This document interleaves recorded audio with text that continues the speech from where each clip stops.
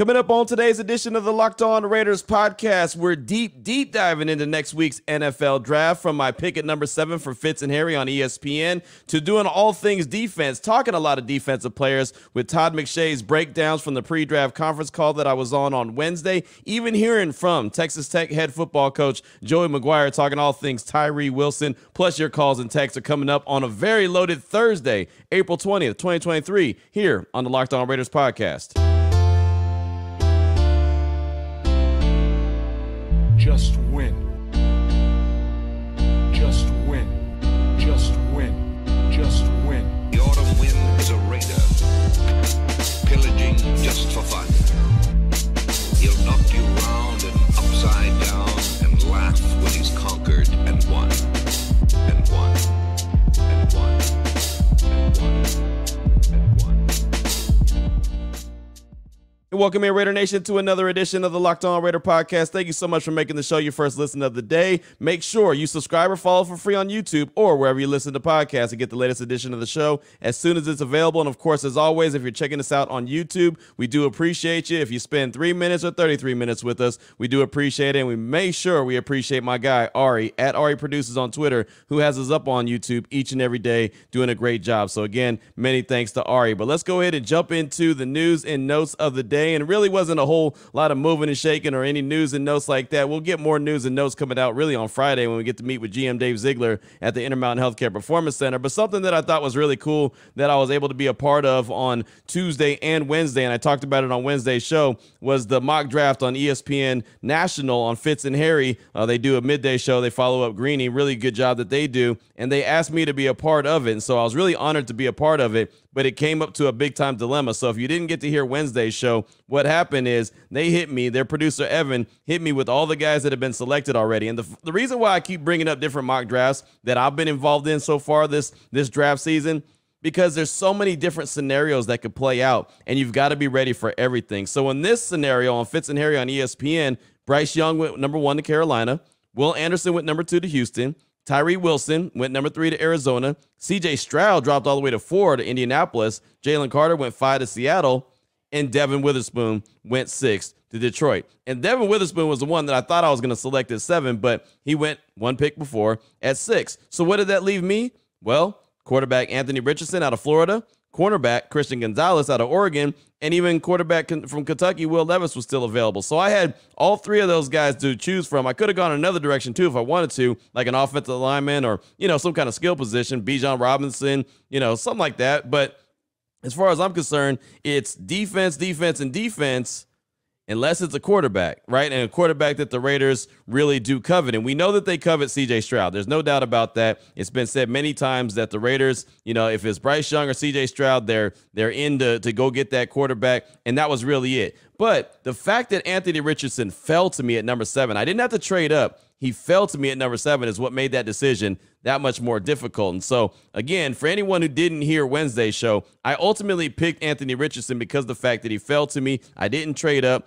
Plus, I know as the Raiders need as much defense as possible, they had 11 picks still left to go, and they could definitely address the defense. So I wanted to bring this back up on today's show because I actually wanted you to hear how it played out on ESPN on Wednesday. So this is Fitz and Harry from ESPN on Wednesday. They're going through their mock draft, and all of a sudden, your boy is on the board. So here's how it all played out. Chimes, play the chimes. Q's on the clock. What do you got, Q? With the 7th pick in the 2023 Fitz and Harry mock draft, the Las Vegas Raiders select Anthony Richardson, quarterback, Florida. Mel Kiper Jr., player profile. Only 1 year as a starter. 13 career starts is all you got from Anthony Richardson. But, boy, how about that Utah game September 3rd? He was on fire. 71% of his passes were completed. Rushed for 106 yards and 3 touchdowns. Looked like the number 1 pick overall guaranteed. Next week against Kentucky, he's at 40% with a couple picks and only 4 rushing yards on 6 carries. Through the year, he had some ups and downs. Accuracy comes and goes. But you can't teach, you can't coach the kind of physical and athletic talent, that rocket arm, that incredible running skills that he brings to the table. He's the ultimate developmental quarterback. He needs time. In time, he could be spectacular, but there is a boomer bust look to Anthony Richardson. I went back and forth on quite a bit between Anthony Richardson and the cornerback out of Oregon, Christian Gonzalez. The Raiders really need a lot of defensive help, and so I really was leaning that direction, but I think that Josh McDaniels would love to have the opportunity to groom his quarterback of the future, of the long future, and they still have 11 draft picks in a draft that is very deep in corners, very deep in defensive players in general. They can address that defense that needs a lot of work starting as early as the second round or maybe even trading up to the back end of the first round. So Anthony Richardson, quarterback out of Florida, is the pick for the Silver and Black at number 7. Go ahead. Atta baby Fitz. Go ahead, Atta Harry. baby. Go ahead, Harry. Atta baby Fitz. Go ahead. Well, I would say this. We know the future of the Raiders. They will probably need a quarterback. We know Jimmy Garoppolo is going to be the guy this year. He was in Josh McDaniels' system when he was with the New England Patriots. So Anthony Richardson is going to have an opportunity to actually sit behind someone and learn the concepts that they want to run from an offensive standpoint. But when you look at the big playability, you look at how he can run, break tackles, the arm strength, and what he can be, because I think you look at all the quarterbacks in this draft, Fitz, he has the most potential and upside of all of them. And if he reached that potential, the sky can be the limit for this young man. Now, do the Raiders really want to go there? I think they need a lot of defensive help. But I wouldn't actually mind this pick for the Las Vegas Raiders because Anthony Richardson wouldn't have to play right now, and he can actually sit down and learn the ins and outs of the game of football at the National Football level. No, and more no. When your team sucks every year, the last thing you want to hear is ultimate boom or bust, total developmental project. Those aren't words you want to hear around a first-round draft. You know how a bad team stays bad? Rolling the dice every time. You don't bet your mortgage on putting all your chips on black on the roulette table and just hoping it wins. Like, at some point, you got to get bona fide starters, people you know that can come in and help. This team has so many holes. I think Harry Douglas could start at corner for the Raiders right now, and that's just like, you haven't even played in the league in a few years. You put some cleats on, you be corner one, all right? I'm jumping everything, too. Jumping everything. You got to get starters at some point. Like, having this concept of projects is great, but then when your roster is just one big old barrel of suck around that project, what are you doing for them? Oh, man, the worst idea is Anthony Rich. Like, any developmental prospect at quarterback that's going to sit there and he's going to have 18 different head coaches, 47 different GMs, and 53 different offensive linemen in the first 3 weeks because the Raiders roster will suck around him. I hate this pick. God. Q, we're enemies now. Mortal enemies with Q. You my boy Blue. So you know what's funny about that is I wasn't able to hear it live when it happened. I was actually at the Intermountain Healthcare Performance Center. I actually had a meeting with the Raiders on Wednesday that lasted a couple hours. So my phone is going off. I have no idea why my phone's going off because I have it, turned upside down out of respect for being in a meeting. I didn't want to, have my phone going off all the time, whether it's a text message, Twitter, whatever the case may be, emails. You know how it goes down. Just trying to show a little bit of respect. I was there for quite a while, so when I finally got out of the meeting, I looked at my phone. All I know is Jason Fitz was hot. He said, me and you are going to fight. You brought this on yourself. But you can hear the different conversations there, right? Harry Douglas, he understood the method to the madness. Jason Fitz wanted nothing to do with it. But again, and we had a text exchange later on Wednesday, and I told him straight up, like, if he didn't fall to me at 7, I wouldn't have made the move for him.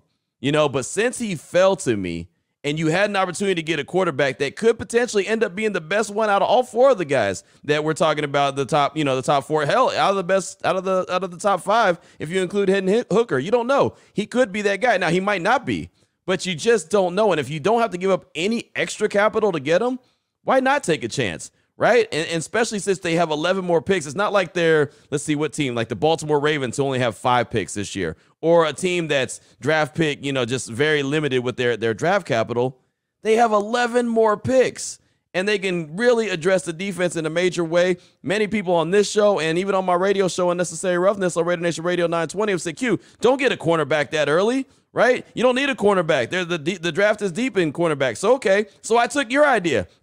I took your strategy, but Jason Fitz wasn't happening. Harry Douglas was good with it, and so I thought it was kind of cool that they, compare and contrasted. One liked it, one didn't like it, but many people that I talked to said that they thought the pick made sense. A couple people in my building were like, no, Q, you can't do that. And I didn't think that you were going to go with the quarterback, that you were going to go defense. And I said, yeah, well, again, you just don't know how these things are going to play out. Sometimes you've got to be ready for the unexpected. And the unexpected was Anthony Richardson falling into my lap at number 7. So there it is, and there it was. But I thought it was fun. It was a cool little exercise. And again, this is what could potentially happen. Not saying that exact scenario, but somebody or some people, multiple guys that you kind of, are pretty high on, or the Raiders are high on, when they get ready to get on the board at 7, could be there, and they could be in a hell of a position. So, something John McClain has told me many times, that these organizations, they'll go through their own mock draft like many different times and let the scenarios play out differently, so they could say, okay, in this scenario, what would we do? Okay, in this scenario, what will we do? Oh, if this happens, what should we do? Like, that's good. That's good practice right there, because, again, you only have a limited amount of time. You have to make a decision pretty quick. I didn't come up with that decision really quickly. I didn't. I mean, I did a whole 3-hour radio show while I was thinking about it. Then I went to the house and sat on it for a while, and then I knocked out a podcast. So, I mean, I sat on it for quite a while. It wasn't 15 minutes. It was more like 5 or 6 hours before I decided who I was going to pick. So, I mean, there was a lot of thought that went into it on my point, and a lot of going back and forth where these teams don't have that decision. And, oh, by the way, they might be getting calls at the same time as saying, hey, you're interested in trading that pick? Because we're interested in moving up to that pick. So there's so many different elements that come into play when everything is live, when everyone's on the clock. So you just got to be ready for whatever. So that's what I got for you for segment number 1 of today's Locked On Raiders podcast. I just wanted to share the results and let you hear the reactions from Fitz and Harry from ESPN to who I picked at number 7, as I went with Anthony Richardson and figured that the Raiders could address the defense a little bit later with the other 11 picks that they have. Coming up in segment number 2, let's talk about the defense. Todd McShay, he had his second pre-draft conference call. Mel Kiper's done multiples. I've had those breakdowns. I'll have some breakdowns from Todd talking defense. Plus, you'll hear from head coach Joey McGuire of the Texas Tech Red Raiders talking all things Tyree Wilson, just to give you a little bit of background on who Tyree Wilson is, what kind of player you can expect to get if the Raiders were to pull the trigger on the young man from Lubbock, Texas. We'll do that all coming up in segment number 2 after I tell you about Built Bar. And what I want to tell you about Built Bar, I tell you about the flavors all the time, tell you everything that they have to offer. Well, today I want to tell you about something exciting coming to Built.com on April 22nd. That's this upcoming weekend, right? Today is the 20th. The 22nd is coming up this weekend. I don't have all the details, but the excitement is real, and it's something you don't want to miss. If you know how Built Bar works, they have the most incredible protein bars in the world. And they do these amazing flavor drops with unreal flavors in limited quantity. They do it all the time. So make sure you mark your calendars. Head to Built.com on Saturday, April 22nd, to be one of the first to discover what all the hype is about. I want to see it. You're going to want to see it. You're not going to want to miss it. Make sure you use the promo code LOCKEDON15. It's all one word, LOCKEDON15, and you'll get 15% off your order. But go check it out on the 22nd and look for the brand new limited edition flavor. They drop them all the time, and a big one, I mean a big one, is coming Saturday, April 22nd at Built.com. All right, Raider Nation, here we go. Segment number 2 of today's Locked On Raiders podcast. Want to do a little bit more deep diving into the defensive side of things when it comes to Todd McShay and his pre-draft conference call, his second one that he's had. It was on Wednesday. It was about an hour long, maybe a little bit over an hour. Some really good stuff. And, this will be the last one that he does before the draft next week. I'll be able to meet with NFL Network guys in Kansas City when I'm there, and I'll be there starting on the 25th. So I'm excited about that opportunity. Plus, be able to talk to some of the draft prospects that'll be in the green room. But very excited about the opportunity to do that and bring that to the podcast. And also, I was very excited to be on this conference call with Todd McShay on Wednesday. Now, if you remember, the latest mock draft from Todd McShay and Mel Kiper, they actually collaborated. So who they picked for the Raiders. At number 7 overall, they picked Devin Witherspoon, cornerback out of Illinois. Number 38 overall, which is round 2, Steve Avila, the center guard from TCU. Number 3, round 3, pick 70, Tucker Kraft, the tight end from South Dakota State. And then with pick 100, still in round 3, Tavius Robinson, outside linebacker from Ole Miss. So those are the 4 picks that the Raiders had in the top 100, the first 3 rounds that they had. And those are that's the mock draft from Mel Kiper and Todd McShay on ESPN. So I jumped in, and the first question that I asked Todd McShay on Wednesday's conference call was about him and Mel mocking Witherspoon to the Raiders at 7. And because a lot of Raider Nation has brought this up about, well, Q, trade back. And I keep saying I don't want them to trade too far back because I don't want them to miss out on elite talent. Not that you can't find alpha dogs later in the draft. They will. Like a Max Crosby came out of the 4th round. A Nate Hobbs came out of the 5th round. but those aren't the ones that you know about. I'm talking about elite talent that you feel very comfortable with is going to be elite from the jump. So my question again was about him and Mel mocking Witherspoon to the Raiders at 7. And if the Raiders decided to trade back, how far could they go and still get elite talent? So you'll hear the question and the answer from Todd McShay from Wednesday's conference call. Todd, in Mel's latest collaboration, you had Devin Witherspoon going number 7 to the Raiders. If they decided to trade back from number 7, how comfortable would you be, or how far back would you be comfortable trading back and still have an opportunity of getting an elite player? Well, I've got 17 true first-round players in this year's class. So, I mean, I guess somewhere in the 17. I've heard, Pittsburgh may be interested in moving up. You don't know what the quarterback situation, like if Houston doesn't go quarterback at 2, maybe they'll try to trade up in the top 10 ahead of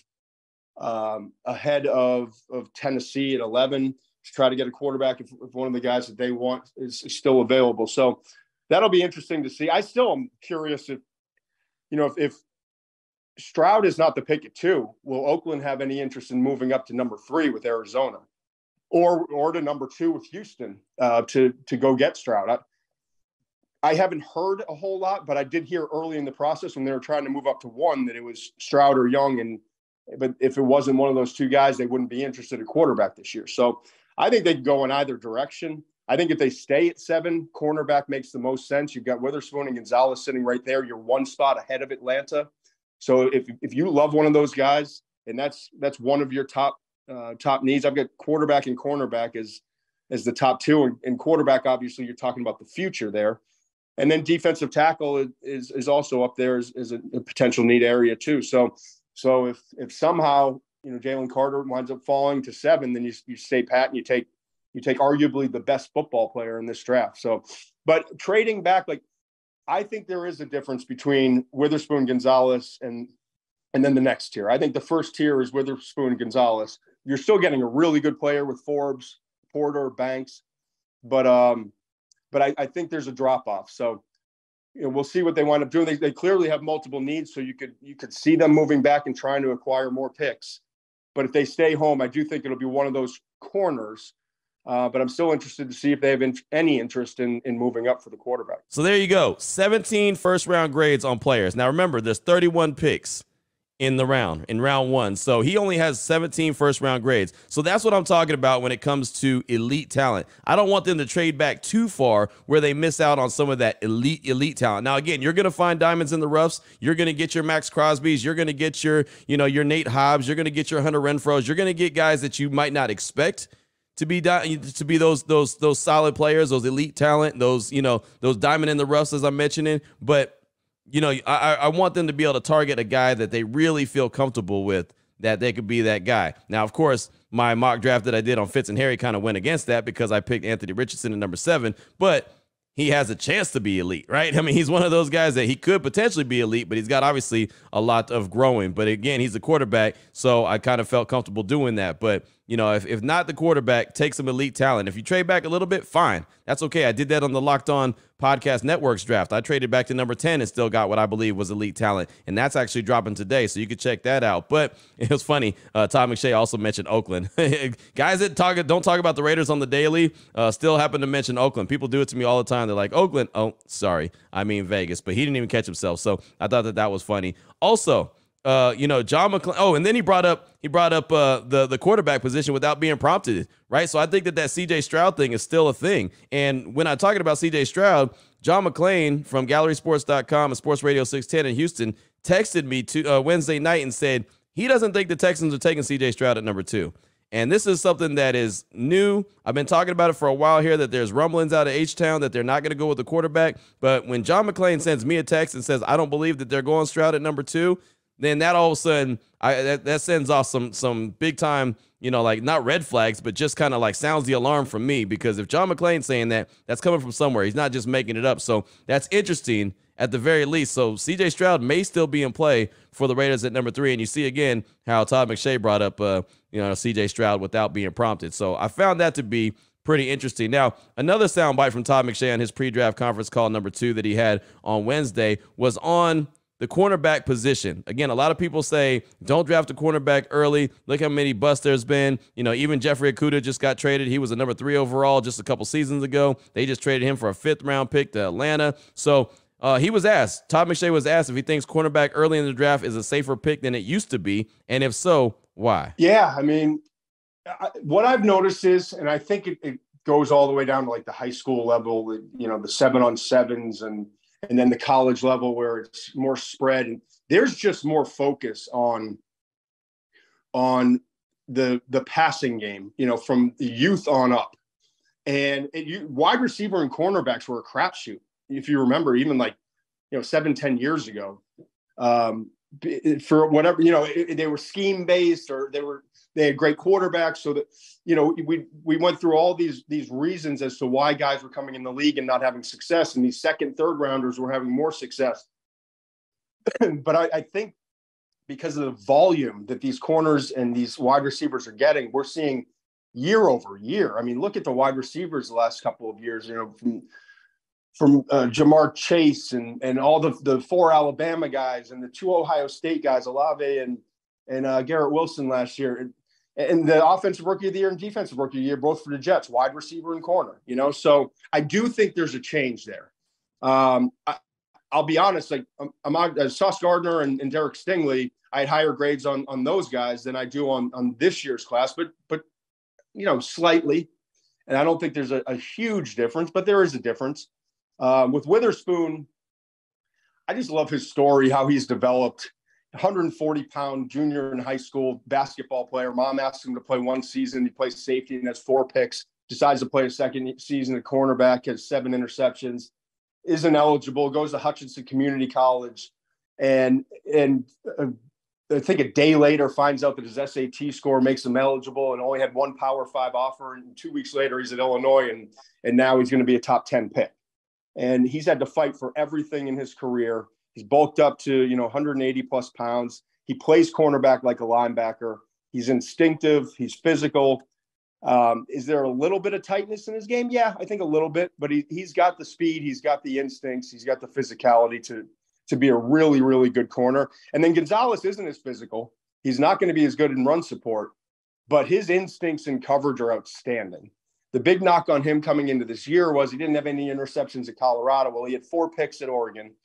And I think from a trait standpoint, like the oily hips, the top end speed, the length that he has at 6'1" and change, run a 4.38 40-yard dash, 32-inch arms. Like he's what you look for in terms of a smooth, fast athlete that does it effortlessly and has instincts and coverage. So I think if you're looking for just a pure man-to-man cover corner, it's Gonzalez. If you're looking for the most complete cornerback in this class, it's Witherspoon. And I think with Detroit brought in some veterans at corner. They could go in that direction if other things don't play out the right way of defensive linemen. But I think it's at 7. The Raiders are a possibility to take a corner. 8. I think I'd be shocked if Atlanta didn't take a corner there. So it wouldn't surprise me if both those guys are off the board in the top 10. So there you go. There's Todd McShay's answer on the cornerbacks early and why that they could be that much more effective. And he even brings up the wide receiver position. And that's something, if you remember, even when the Raiders drafted Amari Cooper, early in the draft, when he was drafted, what was he selected? Number 4 overall, I believe. But when they picked him, remember, it was like, man, it always takes a while for wide receivers to learn the position. He came into the league, and he was pretty quick, fast, in a hurry. And a lot of that has to do with the 7-on-7s, everything that Todd McShay was talking about, the way that these guys play in high school now, the way that college game has really opened up. You're seeing wide receivers come into the league and have a lot more success. Now, I'm not saying that, a corner like a Witherspoon or a Gonzalez is going to have the success that maybe a Sauce Gardner had last year or a Derek Stingley had last year, but you're starting to see these guys at these certain positions have a little bit more success. But then I could say, well, yeah, but look at Jeffrey Okudah. And I'll say this. I don't think Jeffrey Okudah had very much success because he had so many injuries. It was more injuries than anything. So that was from Todd McShay talking about the cornerbacks and then comparing and contrasting Witherspoon and Gonzalez. And I like the breakdowns on them as well. Now, one more soundbite for you for segment number 2 of today's Locked On Raiders podcast, where we're talking defense. I want you to hear about Tyree Wilson, the edge rusher out of Texas Tech. And first of all, scouts, this is kind of the write-up on the scouts. Several NFL scouts and coaches reportedly believe Tyree Wilson will be a better overall pro than Will Anderson. Multiple scouts reportedly wouldn't be surprised if Wilson went ahead of Anderson at the draft. Wilson racked up 17 total sacks across 4 seasons in college, while Anderson racked up 34.5 total sacks across 3 seasons. Wilson has met privately with the Cardinals, Bears, Texans, Jaguars, Raiders, and Patriots so far. So that's just kind of what the scouts write up on Tyree Wilson, the edge out of Texas Tech. And I've said it many times, if the Raiders were to pick him at number 7, I think that would fill multiple roles, fill multiple voids that they have along the defensive line. I would have no problem with that pick. I think that'd be an excellent pick if he's there at number 7 and they feel like that's the guy that can get it done for him. Maybe Jalen Carter's gone to Seattle. Maybe they don't want Jalen Carter,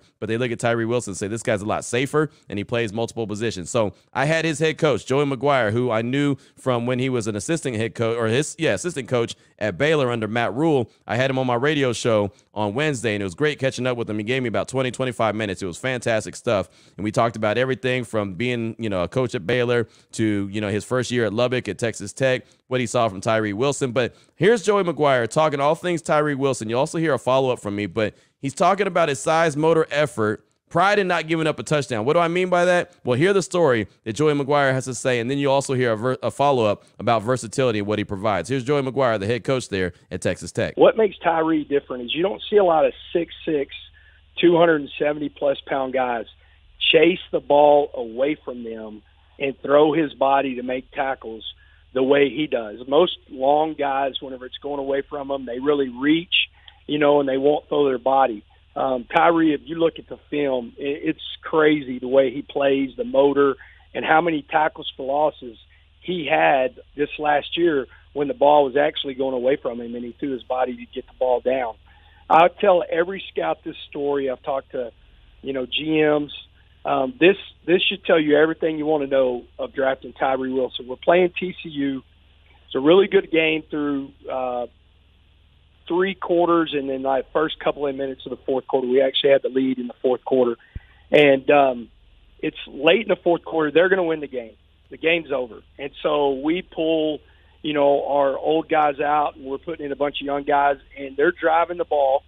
And I call a timeout. It's like third down. They're fixed to score. They're like inside the 10, and I call a timeout. And I'm going to try to rally the young guys and say, look, guys, let's finish this thing off. And Tyree Wilson, before I could say anything, puts his hand on my shoulder, and he says, Coach, I got this. And he told our defensive tackle, Jay Boog, he told Krishan Merriweather, he said, guys, we're going back in. I said, Tyree, there's no reason for you to go back in. He goes, Coach, they're not scoring. So whenever your best player, who's going to be a number 1 draft pick, is in meaningless points of the game, and he puts himself back in, and, oh, by the way, we stopped them on fourth down and went down and scored to end the game, still going to lose the game. But whenever he pulls himself out, and these days you have everybody else that, rolls an ankle or barely tweaks an ankle and they can't play in the game, but this guy's pulling guys out to finish the game, it tells you everything you need to know about what kind of kid he is and why you want him on your team. Coach Joey McGuire is our guest here on Raider Nation Radio 920 and Necessary Roughness. Just got a few more for you, Coach. And, when you look at Tyree and you look at guys like Will Anderson from Alabama, who a lot of people believe is going to be probably the first defensive player taken off the board, kind of know what Will Anderson is, kind of seeing his accolades already, and great player. But Tyree, I feel like, Coach, and correct me if I'm wrong, I feel like he still has a lot of room to grow, but he showed how good he can already be. He's just going to get better. Yeah, Will's incredible and deserves everything that he's getting, and if he's the first guy taken, I'm sure you can't go wrong with him.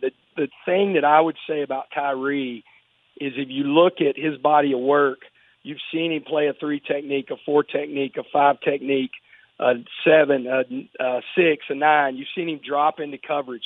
Like, there's nobody in this draft on the defensive side of the ball that can play as many positions along that front, and then you also see him play in space when we dropped him a few times, like Tyree Wilson. Because the guy went from a 3-4 interior, 4 technique, 3 technique to an edge guy.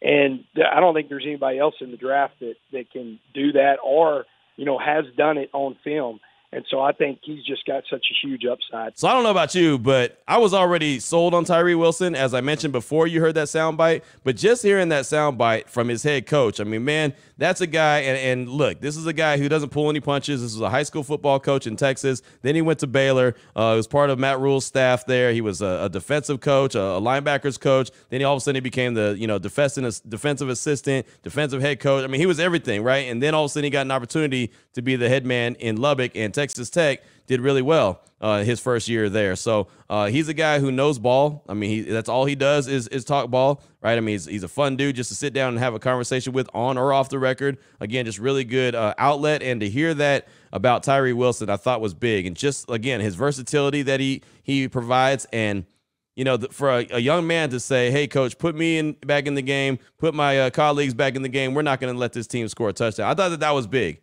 That's big. That's the kind of player that you're going to get in Tyree Wilson. I'm telling you, when he was telling me that story on Wednesday on my radio show, all I could think of is that's something that Max Crosby would probably do, right? That's something I can see Max Crosby doing like right now. You know what I mean? I can see the Raiders getting blown out in the game, and then a team about to punch it in, score another touchdown, and Max is like, wait, what the hell? No. Put me in, coach. Put me in, put so-and-so in, put this person in. We ain't going to let them score another touchdown. And go out there and do it. I could totally see Max doing that. So Tyree Wilson, man, like I said it many times on my radio show, and I've said it here on the podcast as well. If you weren't a fan of him before hearing from Joey McGuire, you'll definitely be a fan of him afterwards. So I might bring that whole interview to the podcast at some point. I'm not too sure, but, I mean, lots of really good stuff from head coach Joey McGuire talking about Tyree Wilson. But the little sound bites there, about 3 minutes of what he had to say about Tyree, I think really kind of gives you a good idea on who that young man is. So excited about the draft next week. I know Joey McGuire will be in Kansas City. I know Tyree will be in Kansas City. So hopefully I get a chance to catch up with them in person as well. But there's a lot of good options for the Silver and Black. You could end up with, a Red Raider turn, well, a Las Vegas Raider if it all shakes out that way. We'll find out next week. Coming up in segment number 3, your calls and texts straight off that Locked On Raider podcast voicemail line, 707-654-4693. We'll do offense when it comes to Todd McShay and his pre-draft breakdowns. We'll do that on tomorrow's show, but we got your calls and texts coming up next here on the Locked On Raiders podcast. Here we go, Raider Nation. Segment number 3 of today's Locked On Raiders podcast. Your calls and texts straight off that Locked On Raider podcast voicemail line, 707-654-4693. Went a little long there in segments 1 and 2, so only have time to get a couple calls and texts in. But let's go ahead and start things off with Barry from Baltimore. He's calling to talk about the ESPN mock draft that I did for Fitz and Harry and me picking Anthony Richardson. His thoughts on it. Here's Barry from Baltimore. Hey, what's up, Q? This is Barry from Baltimore. Just want to call in about the pod today in regards to your mock draft you had to do with Jason Fitz on ESPN and your picks. I love it, to be honest with you. If it falls that way, I do the exact same thing you did. Like everybody's saying, corners deep. There's some defensive players deep. You can get Richardson, if he's there, obviously, and just stack up defense, grab a couple old linemen, with the extra picks. You're not trading up. You're not giving up any future picks or anything like that. He's right there. And then also even think too, like it could come out that way at the draft, but who's to say, like, say for instance, if the Colts at 4 take Richardson and Stroud's there at 7. Not saying it's going to happen, but you never know. Crazier things have happened. I would think the Raiders would jump on that. I mean, you got to get your quarterback of the future if it's either this year or next year. I mean, we all know Jimmy G's not the answer. Brian Hoyer, I mean, come on. I know he knows the offense, but man, if there's a game that has to be started by Brian Hoyer, we're done. I mean, it's just, you might as well not even, roll with it or even think you're going to win. He might be able to manage the game a little bit, but that's about it. He's just a career backup. But so you need that quarterback of the future. And who's to say what next year is going to be like? We don't know. I mean, if they have a decent year and they want to get their quarterback, they're going to give up picks to get to there. There are a couple wins this year from being out of the top 10, just how way it all rolled out. But yeah, it's just my opinion, man. I would do the exact same thing you did and be happy about it.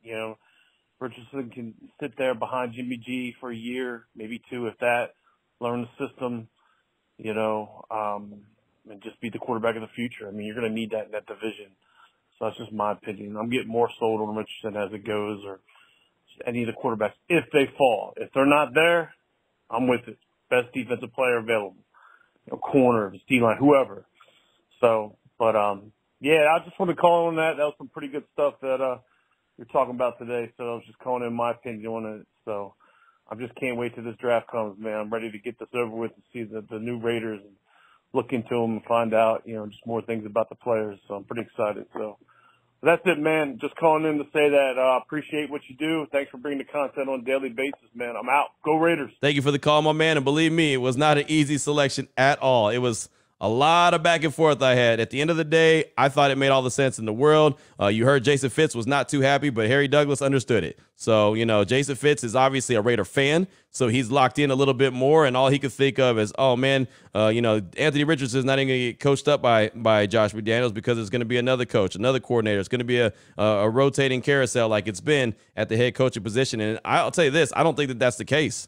I think that MD has made it pretty obvious that they're going to have the room and the time to build this thing up the right way. So I'm not really worried about Josh McDaniels not being able to coach up Anthony Richardson. I'm more concerned with, can Anthony Richardson put it all together and be a pro's pro and all of a sudden be that elite talent or at least a really good quarterback for years to come. That's what I'm more concerned about. I'm not really concerned about the coach. I think that everything will be fine on that part. But, of course, he's got to, can't just go in and have a terrible 2023. I mean, then they've got to do something to justify sticking around. But as long as they do their part and have some success that looks like, okay, they're improving, I don't think that there's any worries about Coach Josh McDaniels or Dave Ziegler if they're going to be around for the long haul. Thank you, Barry, for that call. I do appreciate you. Next up, got a text from 725 Raider. It says, hey, Q, 725 Raider here. If the Raiders don't pick the best defensive player available at 7, I wouldn't be mad at Patrick Graham for giving his 2 weeks notice. Dues for the first round in order: Carter, Witherspoon, Gonzalez. Don'ts: Levis, Tyree Wilson, based off options from people on your show, Cansey, too high at 7, or any other offensive lineman. Thanks for all that you do. Go Raiders. P.S. Richardson is also on my shoulders, but we just need too much help on defense to go offense with our first pick. That's from 725 Raider. And Carter can definitely be the best player in the draft, no doubt. Witherspoon, Gonzalez, I think you know how I feel about both those guys. I think they're both elite. I think they're going to be both really, really good. Maybe not Sauce and Derek Stingley, but really good anyway, something that the Raiders need and have needed for a long time. Tyree Wilson, I think, has an opportunity to be good. I think he has an opportunity to be really, really good. He is still kind of scratching the surface. He's not a whole 100% polished to what he's going to be, but I do think he has an opportunity to be special. So I wouldn't be mad at that pick. Kalijah Cansey from Pitt, 7 is way too high. I can see them getting him later in round 1, though. If they trade back to 15 or 16, I can see them getting him in that range. But 7 definitely too high. And that Anthony Richardson on your shoulder is on my shoulder, and he fell to me at number 7. That really made the situation a whole lot more difficult. But thank you, 725 Raider, for that text. I do appreciate you. Next up, got a call from JP in Tahoe. He's calling to talk about the quarterback position in the draft and why he thinks there's no reason to get an early round quarterback. Here he is, JP in Tahoe. Q, what's up? It's JP in Tahoe. Thinking about everybody's opinion that they're having on the draft. I was thinking that, if McDaniels liked Carr and we didn't have the Jimmy G scenario, we wouldn't even be thinking about a quarterback right now. And I think based on everybody's opinion that Jimmy G is actually a better quarterback than Carr, obviously the whole injury thing that everybody keeps talking about, but injury-free, we have a better quarterback than we did the last 8 years. And I just don't see any reason to get a quarterback this year. I think you roll with Jimmy, got your backup Hoyer, and, maybe pick up a young guy in late rounds. But other than that, I think you roll with Jimmy, pick up the defense, just like everybody keeps talking about, load up the D. All right, Raider Nation. Love y'all. Have a great night. Thank you for the call, my man. And I don't think that I agree that Jimmy G is better than Carr. I think if everything was equal as far as durability, the two guys are very similar. Now, I think there's things Jimmy G does better than Carr, but I definitely think there's things that Carr does and has better traits than Jimmy G, right? So I think they would kind of all even out in the wash. But, obviously we know all things aren't equal, and the durability for Carr is definitely better than Jimmy G. But with that being said, having Jimmy G does give the Raiders an opportunity to not have to reach and just say, oh, we have to go get a quarterback. That's what Dave Ziegler told me at the owners' meetings in Phoenix. Like, you know, I asked him straight up, what does Jimmy G allow you to do in the draft? Well, it allows us not to reach. It allows us not to have to trade up and go get a guy, right? If a guy falls to him, like Richardson fell to me at 7, they can make the decision to go get him. Or if Stroud is there and they really do like him, then they can make the decision, okay, let's go get that guy. We know they tried to trade up to 1, right? We know that for a fact. They tried to trade up to 1 to go get a quarterback that they really like.